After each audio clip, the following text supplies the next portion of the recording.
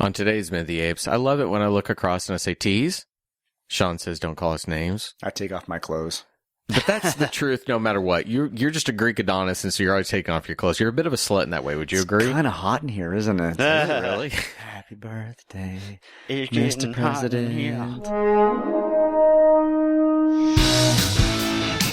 Take your stinking paws off me, you damn dirty ape! Exercise with an ape maker, human down. It talks. We are the keepers of the divine bound. It is our only reason for survival. We are determined to know what the apes want, war or peace. The only good human is a dead human!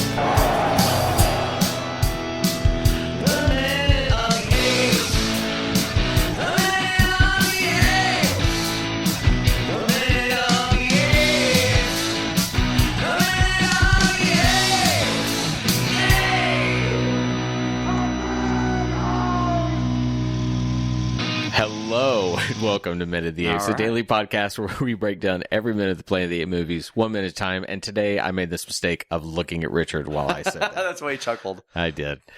We are at minute 94. 94. It's Thursday. Sean, tell us what's going on with minute 94. Rapidly getting close to the end. We start minute 94 with Hassline running to hide and ends with a familiar station wagon driving up. Let's take a listen to minute 94. That is mostly music, sound effects. Right, yeah. So be prepared for that. Here it comes. Minute 94, Escape from Planet of the Apes.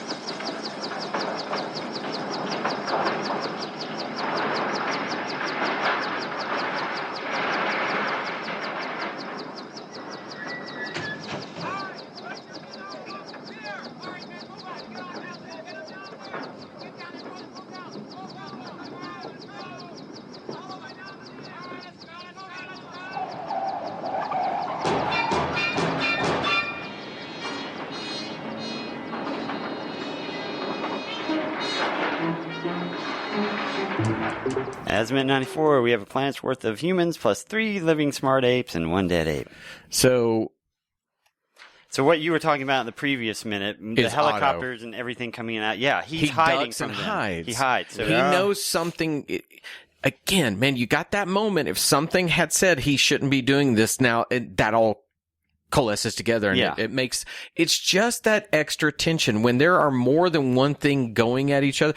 Again, I referenced so many times, but it's why the end of Star Wars works when Han Solo shows up, because it's a new element that means something new to the scene and brings a new joy, because it's not only that our hero's going to win, but our friends are reunited. It's exciting. You bring these things in, and suddenly Otto has a threat, and now he feels the urgency to do it, which what he's going to do is even more truthful. So to your point for the last minute, you think the helicopters are coming to save them? I do. That's the way I read it. They're coming to stop Hassline. I see the helicopters coming in, but they're spotting Cornelius. They have no idea that Hassline's there. They assume Zira's there. We don't know they're coming to rescue them. They're coming to capture them for the commission, which is a save. Which is a save on some level.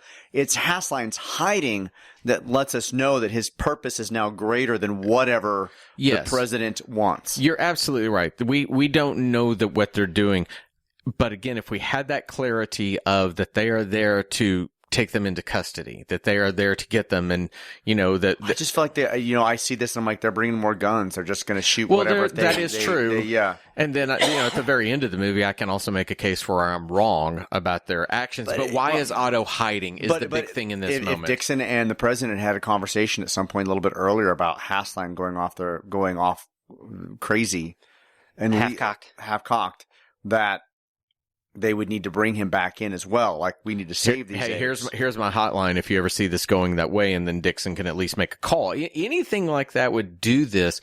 You can't, I don't know that you can justify nor explain why Otto hides at this point without assuming that he knows that what he's doing is not a good idea. Right. What he's doing is wrong. I mean, he's got a gun.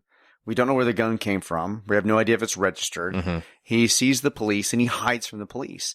He feels like he's on a singular mission that is above the president and above the law at this point. We know that he's going outside of the law.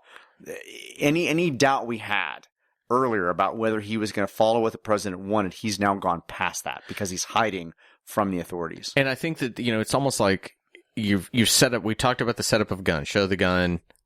Yeah, if you get the gun, shoot the gun. It's like you've done 5 steps to set up that tension without the 6th that finally locks it in. So, you've done the things where the president's like, the people love these apes, you can't do this. But it needed that final thing to where the authority comes and says you can't do it. So they do have one, 15 seconds in, we see one helicopter land on the ground outside, and we see another second helicopter land on the pier. So the helicopters split up and have landed in 2 different locations.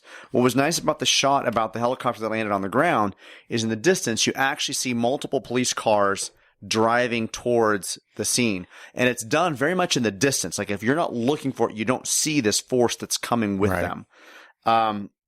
Both Cornelius and Hasslein are now hiding. Hasslein is hiding from the officer that landed on the pier, and Cornelius is hiding from just the commotion itself. He doesn't want to get caught. He doesn't know Hasslein is there still. I mean, this is like Cornelius. This is what's what's interesting about the choreography and the breakdown of the scene is that like there are multiple things happening for the different characters. Zira's hiding from Hasslein. I'm not even sure if she's aware there's a helicopter at this point. Probably not. Hasslein's hiding from the police officers. Cornelius is not even finding Zira. He's just trying to hide right now so they're not caught. It's fascinating. So then we have the vehicles pull up on the pier. We've got 2 or 3 police cars. We've got 5 cars. We've got 2 police cars followed by the 3 military vehicles, probably the same ones that were at the oil rig because they just paid for them that day. This is so important that we get Cornelius that we send 18 people. That's how many people were there. We're the shuffle, and they've all got their military. They've got their motorcycle helmets on still, so it's the same ones. Yeah. So they rush to the edge of the pier, the original one that Hasslein crossed the little kind of walkway to kind of get to. And Cornelius is staged in such a way that he can see them all kind of scurrying about it. And they're all drawing their guns already.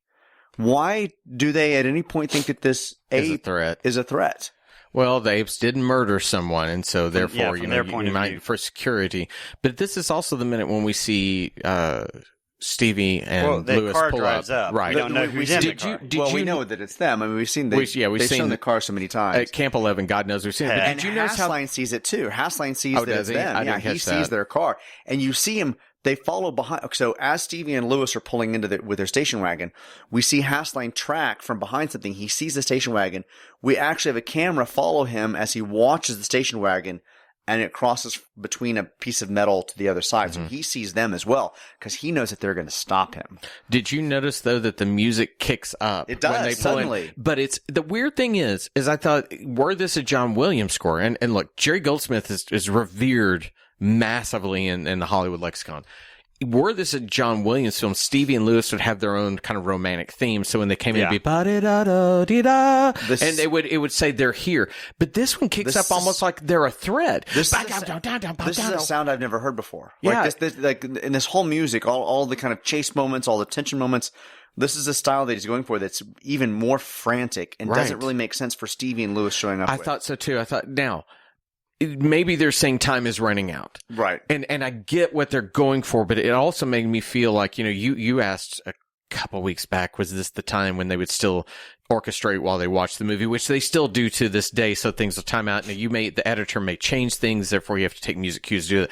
I kept thinking that this music cue doesn't fit. And I can't help but wonder if they didn't mean it for somewhere else and they put it here just because it was the escalation of tension. We needed this actually music a little bit earlier. Yeah. If we were going to use this music, it should have been when Hasslein first sees Zira and she runs. Right. That would have been the time to put this music in, and then pull it back at this moment and do something with the heroes' music when they come in, when Stevie and Lewis come in. Yeah, for sure. So I do want to, at least as we kind of come to what I think are the end of the notes here, I do want to give this film a huge bit of applause in that this is really some Class A whether we talk about the motivations or not, okay, take motivations out of it, and I'm just talking visual storytelling. It's pure cinema to where we don't need dialogue to tell us what's going on. Yeah. When we see man show up who's overpowering her. Show, don't tell. Yes. It is 100%. It's almost silent filmmaking when you get down to it. We may, if you remove all the who are they, you see a car pull in and they look, you know that that's a threat. You can almost tell the story just by the visuals. So kudos to them. They did a great job. It's the proof, though, that if you add in a little bit of dialogue along with a little storytelling, those visuals even become more powerful. Fair enough? Yep. I think you're both done. Yeah. Okay. That is minute 94. What have I not teased yet in the past 2 weeks? Oh, you know what? If you like what we do, please go out to your favorite service. I don't care whether that's Stitcher or Pocket Cast, whatever it may be. Rate us, review us. If you do that, take a screen grab of it, shoot it to us. We will read about you on the air and say thank you, because we appreciate it. And once you do that, it helps the algorithms of the Googles and all those kind of things. When people are looking for the podcast like this, it helps them to find us. We would appreciate it if you're enjoying it, if you can help other people come our way. Everyone have a great day. For Rich and Sean, I'm Todd. Bye. Bye, everybody.